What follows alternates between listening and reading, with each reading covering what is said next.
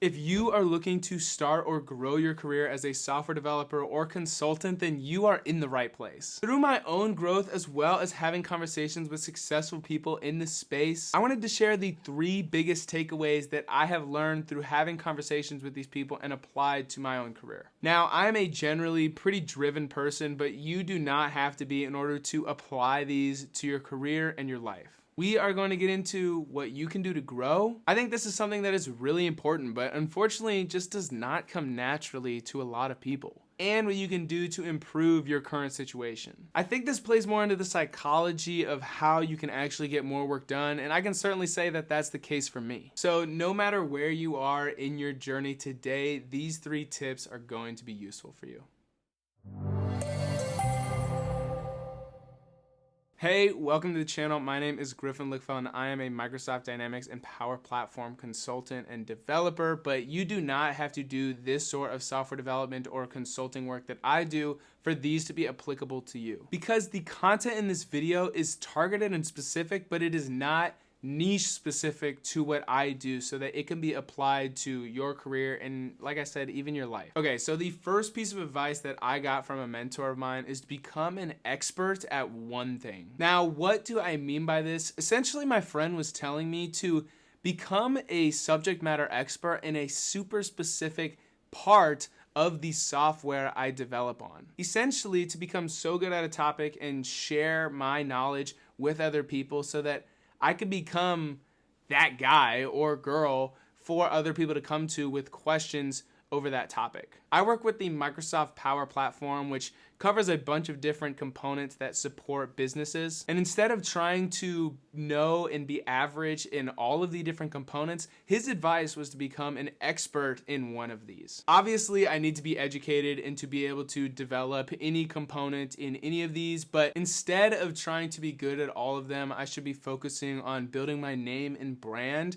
in association with a specific part of the software. And this thing can be that you're great at Power Apps, or it can be that you're great at C#, or it can be that you're great in software development projects for sales teams, as opposed to someone else whose expertise is in customer service implementations. Or it could be that you're particularly knowledgeable about a certain business industry, meaning that you know a lot about healthcare companies or manufacturing companies, etc. Your niche could be so many different things, and I would challenge you to pick a niche and just become really good at it. Now, if you're wondering what your niche should be, trust me, I promise I'm getting there. I heard an analogy somewhere, and personally as a sports guy, it just makes it super digestible for me to understand it in this way. They were saying that nobody became a professional football player by trying to become a professional football player, a professional basketball player, and a professional baseball player. They became a professional football player because they put a ton of focus in getting really good at just football. And for my viewers that are over the pond in the UK, I'm talking about American football here. So essentially, and I'm probably sounding like a broken record, but don't try to be above average in everything, be an expert at one thing. Or said in a better, more concise way, do not try to do everything, do one thing well. Thank you for that, Steve. Maybe I should say Mr. Jobs. Thank you for that, Mr. Jobs. But anyways, it comes back to something I alluded to earlier, and that is your personal brand. In today's world, your name and your brand carries a lot of weight and it's important. It's a sad reality, but in spaces like tech and software, the industry can be a little more cutthroat as opposed to other industries. Having a brand associated to your name is going to be good for you because you're not only going to be able to find a job, but also keep it. Additionally, I work fully remote, and you have to understand I don't work in an office where people can be walking past my cubicle and see me working. They don't overhear the conversations I'm having or the meetings I'm in. We're not making small talk by the office coffee pot or going out to lunch and continuing to talk about work. All of these things make it that much more important for me to become an expert in one thing. But what should my niche be? I unfortunately cannot tell you what your niche should be, but I can give you some advice that helped me figure out mine. Pick whatever you are passionate about that's relatively related to what you do for work, and that would probably point you in the direction of what your niche should be. For example, if you are obsessed with streamlining workflows and process automation and you work with the Power Platform, become an expert in Power Automate. Another one of my great friends, Joe Unwin, has done exactly this. He has built his brand, his career, in his side hustle, all on top of this niche that he's really passionate about. He is great at what he does, a total subject matter expert to his colleagues, and even has built a YouTube channel that just recently passed 10,000 subscribers. Now, Joe isn't necessarily in love with Power Automate or the Power Platform itself, but he is a Power Platform architect that happens to be passionate about process automation. And this relationship is what I'm trying to talk about for you to find. I hope I'm communicating this effectively because I think this is something that is really important, but unfortunately just does not come naturally to a lot of people. And personally, I struggled a lot with trying to figure out what my niche could be. It's really easy for our focus and attention to be pulled elsewhere, but this is why it's really important that you pick a niche that you're personally really passionate about in the first place. If you try to force yourself to become an expert in something that you're not passionate about, then you are just going to hate the process. And if you become a go-to person for your colleagues and they're constantly asking you questions about this topic that you don't enjoy, then that just sounds like a bad time. I mean, think about it. No one becomes a professional football player without first loving the sport or the game of football. So let me encourage you, take some time, even take a week to sit back and think about where you are or what you're currently doing. What is something that you could make your niche that you could incorporate into your brand at work? This is an important question, and this was something that for me, I was taking time to try to think about this, and nothing was really jumping out to me. I wasn't fired up about a particular industry to work with, nor did I feel like I really had the experience to know what I liked or didn't like. However, outside of work, I tend to carry myself in a way that enjoys being organized and focused and ultimately pretty productive. I like to keep things pretty simple, but I realized that this approach that I generally take to my life could also be applied in my approach to how I build software solutions for the projects that I'm on. Let's organize our model-driven app in a way that only shows the relevant information that sales teams need. What email notifications can we automate at the push of a button so that sales team members can save time? How can we make less more in the user experience? This is ultimately my experience. So tip number one, become an expert in a niche that you're passionate about. Your future self will thank you.